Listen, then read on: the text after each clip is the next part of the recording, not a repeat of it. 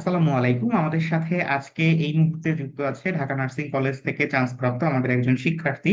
এবং এই শিক্ষার্থীর ক্ষেত্রে ব্যাপারটা একটু ভিন্ন, কারণ হচ্ছে আহ, আমি তো জাহাঙ্গীরনগর বিশ্ববিদ্যালয়ে পড়ি। তো আমার যে রুমমেট বড় ভাই বা হচ্ছে আমার ডিপার্টমেন্টের যে বড় ভাই, তার ভাইয়ের মাধ্যমে হচ্ছে প্রীতি আমার সাথে যোগাযোগ করে এবং হচ্ছে আমার উপর একটা বড় ধরনের দায় ছিল যে ইনশাল্লাহ যদি চান্স না পাই সেক্ষেত্রে হচ্ছে হয়তো বা আমার একটা হয় না যে মান সম্মানের টানাটানি পড়ে যেতে পারে। বাট আলহামদুলিল্লাহ সেই জায়গা থেকে, অর্থাৎ আমি ওকে যখন এই কোর্সে ভর্তি করাই, অর্থাৎ শিওর সাকসেস কোর্সে যখন ভর্তি হয় বা আমাদের পেইড কোর্সে ভর্তি হয়, সেই সময় থেকে বেশ লম্বা সময় পর্যন্ত আমাদের সাথে যুক্ত ছিল। এবং আলহামদুলিল্লাহ গতকালকে ও নিজে আমাকে জানালো যে হচ্ছে ঢাকা নার্সিং কলেজে চান্স পেয়েছে। সো এটা আসলে অসাধারণ একটা বিষয়। এবং হচ্ছে অ্যাজ এ আমি বলতে পারি ছোট বোন হিসেবে, যেহেতু আমার ওই বড় ভাইয়ের ছোট ভাই আমার ছোট ভাইয়ের মতোই ছিল, এবং ওই ছেলে আবার হচ্ছে এবছর মেডিকেলে চান্স পেয়েছে। এবং ও আমাদের বিব্রেইনারের যেই ওএমআর শিট আছে, সেই ওএমআর শিট ওকে আমি দিয়েছিলাম, সেটা ব্যবহার করে অনেক উপকৃত হয়েছে। এবং আমি মনে করি সেই উপকারের প্রতিদান হিসেবেই হয়তো বা প্রীতি আমাদের সাথে যোগাযোগ করে আমাদের সাথে যুক্ত হয়েছে। আচ্ছা, অনেক কথা বললাম, প্রথমে বলে রেখেছি যাতে করে হচ্ছে প্রীতি পরবর্তী সব কথা ওর ইন্টারাপশন ছাড়াই বলতে পারে। আচ্ছা, তো প্রীতি, তোমার থেকে হচ্ছে প্রথমে একটু জানতে চাইবো তোমার পরিচয়। পরিচয় বলতে তোমার নাম, তোমার বাসা কোথায়, এবং একই সাথে তোমার আজকে মেরিট লিস্টে কততম হয়েছে, এবং তোমার টোটাল নাম্বার কত এসেছে ইত্যাদি যদি আমাদের সাথে প্রথমে একটু শেয়ার করতে। আসসালামু আলাইকুম সবাইকে। আমার নাম সানজিদা ইসলাম প্রীতি। আমার বাসা সৈয়দপুর নীলফামারীতে। এবং আমি আলহামদুলিল্লাহ আল্লাহর অশেষ রহমতে ঢাকা নার্সিং কলেজে 114তম স্থান অধিকার করেছি এবং আমার নম্বর হলো 134। 134, তার মানে হচ্ছে মাত্র 16 নম্বরের ডিফারেন্স 150 থেকে। বেশ কষ্টসাধ্য, কারণ হচ্ছে 114তম হয়েও তার ডিফারেন্স মাত্র হচ্ছে কত, 16। তো বেশ কঠিন একটা পরীক্ষাই হয়েছে এবছর। আচ্ছা, তো প্রীতি, সবার প্রথমে যে প্রশ্নটা করতে চাইবো সেটা হচ্ছে যে মূলত তোমার নার্সিং আসার গল্পটা যদি আমাদের সাথে শেয়ার করতে, যে নার্সিং আসার জন্য তুমি আসলে কিভাবে কি বা কোন কারণে, এই ব্যাপারটা আমাদের সাথে একটু শেয়ার করবে। আমি প্রথমেই যখন অ্যাডমিশন লাইফে ঢুকি এইচএসসির পরে, আগে থেকেই অ্যাডমিশন প্রিপারেশন ভালোভাবে নিয়েছিলাম। কিন্তু ইচ্ছা ছিল একটা ভালো ভার্সিটিতে পড়বো। কিন্তু আস্তে আস্তে দেখা যায় যে এইচএসসির পরে অ্যাডমিশনটা যেভাবে কল্পনা করেছিলাম সেভাবে যায়নি। অনেক কঠিন একটা ফেজ পার করতে হয়েছে। যেভাবে পড়তেছিলাম সেভাবে এক্সামের রেজাল্ট আসতো না। এবং আস্তে আস্তে সব রেজাল্ট গুলো যখন দিচ্ছিল, ভার্সিটির এক্সাম গুলো দিচ্ছিল, আমার আশানুরূপ রেজাল্ট হচ্ছিল না। তারপর বাসা থেকে বলে যে আমাকে নার্সিং এ অ্যাপ্লাই করার জন্য। প্রথমে আমার একটু অনিচ্ছা ছিল, কিন্তু সবচেয়ে বেশি আম্মু হেল্প করে যেন আমি নার্সিং অ্যাপ্লাই করি। আম্মু বলে যে হলো এটা তোমার একটা জায়গা যেখানে তুমি নিজের মেরিটটা দেখাতে পারবা। তারপর আমারও ইচ্ছা জাগে যে না, এখানে হয়তো যদি আমি পরিশ্রম করি একটা বেটার পজিশন ক্যারি করতে পারবো। যার কারণে আমার নার্সিং এ চুজ করা। বাহ, আন্টিকে আসলে অসংখ্য ধন্যবাদ তোমাকে এই পথ চুজ করার জন্য সহায়তা করতে। তোমাদের মতো স্মার্ট যারা আছো তাদের আসলে এখানে আসা খুব জরুরি। আচ্ছা, পরবর্তী যে প্রশ্নটা করতে যাচ্ছি সেটা হচ্ছে যে তোমার প্রস্তুতি আসলে ঠিক কেমন ছিল, অর্থাৎ যেহেতু তোমার ভার্সিটি ওরিয়েন্টেড প্রস্তুতি ছিল, সেখান থেকে আসলে নার্সিং এ কনভার্ট হওয়া, এটা আসলে কেমন চ্যালেঞ্জিং বিষয় ছিল? আমি যখন ভার্সিটি প্রিপারেশন নিছি, তো প্রায় সব বিষয়ের প্রতি ছিল কিছুটা অসুবিধাও ছিল। কিন্তু যখন নার্সিং এ আসি তখন দেখি যে সায়েন্সের সাবজেক্ট গুলো ভালো পারতেছিলাম, কিন্তু বাংলা ইংলিশ এই দিকগুলোতে খুব অসুবিধা হচ্ছিল। আমি ফার্স্ট ভাইয়া যখন আপনার সাথে এই কথা বলি তখন আমার মনে হয়েছে হয়নি যে আমি সত্যি নার্সিং এ চান্স পাবো। মানে মনে হয়েছিল যে আমার আগেও তো অনেকে 6 মাস 7 মাস আগে ধরে অনেক প্রিপারেশন নিছে, আর আমি কিভাবে 1 মাস 1.5 মাসের প্রিপারেশনে পাবো। আর ঢাকার নার্সিং কলেজের মতো তো আশাই করি নাই। কিন্তু আম্মু সবচেয়ে বেশি মেন্টাল সাপোর্ট দিছে। এই জন্য আলহামদুলিল্লাহ আল্লাহর অশেষ রহমতে এই অবস্থানটা ক্যারি করতে পারছি। এবং নিয়মিত পড়াশোনা করছি। আর সবচেয়ে বেশি সাপোর্ট করছে বি ব্রেইনারের ক্লাস। আমি শুরু থেকেই মানে অফলাইন ক্লাসের প্রতি একটু বেশি অ্যাট্রাক্টেড ছিলাম, কখনো অনলাইন কোনো ক্লাস তেমন করি নাই। আর তেমন বাসা থেকেও ফোন তেমন ইউজ করতে দিত না, যার কারণে অনলাইন ক্লাস তেমন করা হয়নি। তাই মনে হতো যে অনলাইনে ক্লাস করলে সময় নষ্ট হবে। কিন্তু যখন দেখি যে বি ব্রেনের ক্লাসগুলো সত্যি এতটা ভালো, বিশেষ করে যে Bangla biology and physics class মানে অসাধারণ। আমি বলতে পারবো যে মেডিকেল আর যদি আমি বলি যে অন্যান্য ইঞ্জিনিয়ারিং যে প্ল্যাটফর্ম গুলো আছে সেগুলোর চেয়েও আমার কাছে মনে হয়েছে ইংলিশ বাংলা এগুলো আরো বেশি ভালোভাবে সাপোর্ট করছে আমাকে। তুমি বলছিলে যে বাংলা ইংরেজির ব্যাপারটা আবার যদি একটু কন্টিনিউ করতে। ভাইয়া আমি যখন এই মানে নার্সিং প্রিপারেশনটা নেই, সায়েন্সের সাবজেক্ট গুলোতে আলহামদুলিল্লাহ ভালো ছিলাম এবং ভাবতেছিলাম যে এখানে একটা ভালো মার্ক ক্যারি করতে পারবো, কিন্তু বাংলা, ইংলিশ অ্যান্ড ফিজিক্সে একটু প্রবলেম হচ্ছিল। বিশেষ করে বাংলায় অনেক সমস্যা হচ্ছিল, মানে কোয়েশ্চেন গুলো অচেনা লাগতেছিল, বা বাংলা তো শুধু এইচএসসি যে যেভাবে ভালো করতে হয় সেভাবে পড়ছিলাম, অ্যাডমিশনের জন্য যেমন ভালোভাবে পড়া হয় নাই। তো দেখলাম যে নার্সিং এ বিএসসির ক্ষেত্রে ভালো একটা মার্ক ক্যারি করতে হয়। যদি আমি একটা ভালো নার্সিং কলেজ চাই তাহলে প্রায় সবগুলো সাবজেক্টে একটা ভালো মার্ক আনতে হবে। সেক্ষেত্রে বাংলা, ইংলিশটাও আমার ভালোভাবে লাগবে, না হলে অল্পের জন্য চান্স মিস হয়ে যাবে। তখন আস্তে আস্তে ক্লাসগুলো প্রতিদিন দেখা শুরু করি, যেভাবে হতো সেভাবে প্রত্যেকটা ক্লাস আলহামদুলিল্লাহ করছি। আর এক্সাম গুলো প্রপারলি ভাবে দিছি, আলহামদুলিল্লাহ সবগুলো ক্লাসই খুব ভালো লাগছে। ঠিক আছে। আচ্ছা, আমি একটু যদি মানে অনুসন্ধানী সাংবাদিকের মতো জিজ্ঞেস করি যে তোমাকে তো সম্ভবত হচ্ছে বাসা থেকে ফোন ইউজ করতে দিত না বা অনলাইনের প্রতি তোমার সেরকম ঝোঁক ছিল না, বাট মানে বলা যেতে পারে নো হেয়ার তুমি হচ্ছে হঠাৎ করে বিব্রেনার সম্পর্কে জানলে এবং এরপর সেখানে ভর্তি হয়ে গেলে ইনস্ট্যান্ট। তো এই কনফিডেন্সটা আসলে তুমি কিভাবে পেয়েছিলে? ভাইয়া, প্রথমে তো যে নার্সিং এর প্রিপারেশন নিব, তো আমার আশেপাশে কোনো অফলাইন প্ল্যাটফর্ম নাই যেখানে আমি যাই কোচিং করব। আর কোচিং করার সময় একটা আলাদা সময় যাবে, আমি এখনো ঠিকভাবে জানি না যে কতটুকু পড়াশোনা করে কিভাবে করতে হবে। আর ওখানে গেলে অনেক সময় নষ্ট হতোই, ভাবছিলাম যে অনলাইনে করি আর কি।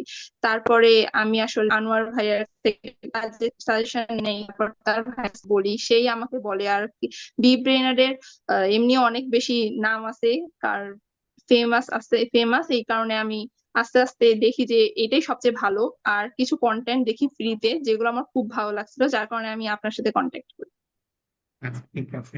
তো আনোয়ার ভাইকে বলবো যে যেহেতু সে আমার সিনিয়র, যে আপনার পরিচিত যেহেতু হচ্ছে চান্স পেয়েছে, আমাকে যেন হচ্ছে অন্তত মিষ্টি খাওয়ায়। এবং তুমি সেই ব্যবস্থা বা তাকে হচ্ছে ফোন করে একটু বলে দিও। যাই হোক। সো তোমার আম্মু বা হচ্ছে আন্টি যথেষ্ট সাপোর্ট করেছে তোমাকে, যেটা বললে। সো সে কতটা খুশি যে সরাসরি ঢাকা নার্সিং চান্স পেয়ে গিয়েছো? আমার আম্মু প্রথম থেকেই মানে অনেক সাপোর্ট করছে প্রত্যেকটা বিষয়, আমার জন্ম থেকেই। তো প্রথমে আমার বাড়িতে তো প্রথমে নার্সিং এ যে অ্যাপ্লাই করছি এটাই কেউ জানতো না। মানে শুধু আমার মানে আনোয়ার ভাইয়া জানতেন, আমি জানতাম, আর আম্মু জানতো, আর কেউ জানতো না। তো আমি চাইছিলাম একটা ভালো পারফরমেন্স করে সবাইকে চমকে দিতে। আল্লাহ তাআলা আমাকে সেই সুযোগটা করে দিয়েছেন। তারপর ফার্স্টে তো আম্মু আব্বুকেই জানাইছি, আম্মু খুব খুশি হয়েছে। আম্মু হয়তো মনে মনে জানতো যে হয়তো ঢাকা নার্সিং কলেজেই পাবো, কিন্তু আমাকে বুঝতে দেয়নি, বলছে যে ভালোভাবে পড়ো যাতে ঢাকা নার্সিং কলেজ মিস না হয়। তো আমি শিওর ছিলাম যে আমার একটা নার্সিং কলেজ আসবে, কিন্তু ঢাকা নার্সিং আসবে আমি ভাবি নাই। হয়তো ভাবছি যে হয়তো নিচের দিকের বা একদম লাস্টের দিকের কোনো পজিশন থেকে আমি চান্স পাবো। কিন্তু পরে আম্মু শুনে অনেক খুশি হয়েছে আলহামদুলিল্লাহ। যাক, তারা তারা আসলে তোমার উপরে ভরসা রেখেছিল এবং বিশ্বাস রেখেছিল, তারই প্রতিদান তুমি হচ্ছে দিতে পেরেছো।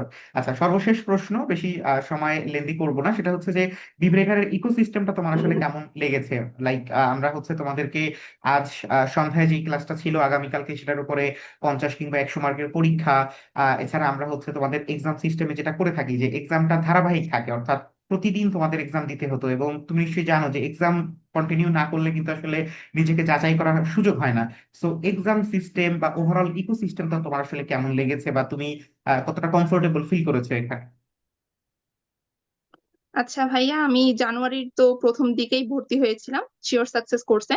তো যেই দিন ভর্তি হয়েছি তার পরের দিন থেকেই আলহামদুলিল্লাহ সবগুলো ক্লাসই করছি। তারপর কিছুদিনের মধ্যে আমাদের একটা রুটিন দেওয়া হয়, যে এই রুটিন অনুযায়ী আমাদের ক্লাস হবে, আর সব ক্লাস হবে, আর সেই অনুযায়ী পরীক্ষাগুলো হবে। তো আমি সেই অনুযায়ী প্রত্যেকটা ক্লাস ফলো করছি। আর ক্লাসে যেই পড়াগুলো দেওয়া থাকতো ওখানে তো বলে দেওয়া থাকতো যে কোন সাবজেক্টের কোন টপিকের উপর ক্লাস হবে, তারপর কোনটার উপর এক্সাম হবে। সেগুলো ভালোভাবে পড়ছি। আর তারপর টপিক ওয়াইজ প্রত্যেকটা পরীক্ষায় দিছি আলহামদুলিল্লাহ। তারপর একদম লাস্ট ফাইনাল মডেল টেস্ট পর্যন্ত প্রত্যেকটা পরীক্ষা দিচ্ছি, আলহামদুলিল্লাহ একটা বেটার পজিশনেই ছিলাম। আর লাস্ট মডেল টেস্ট গুলোতে খুব ভালো মার্ক আসছিল।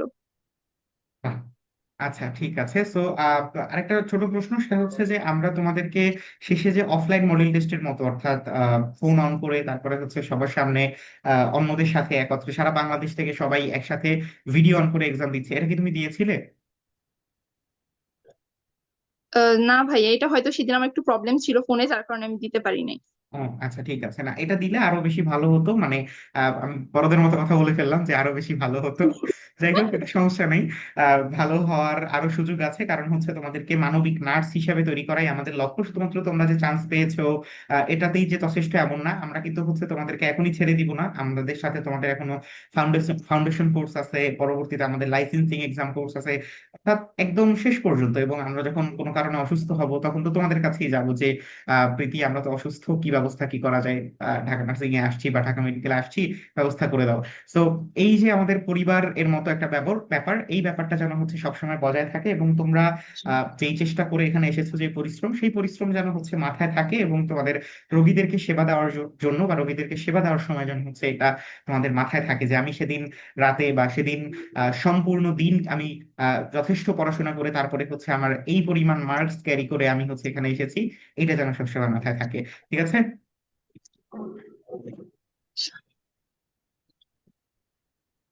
এবং তোমার আম্মু বা হচ্ছে আন্টিকে অনেক অনেক ধন্যবাদ, এবং তাকে অবশ্যই আমাদের পক্ষ থেকে সালাম জানাবে।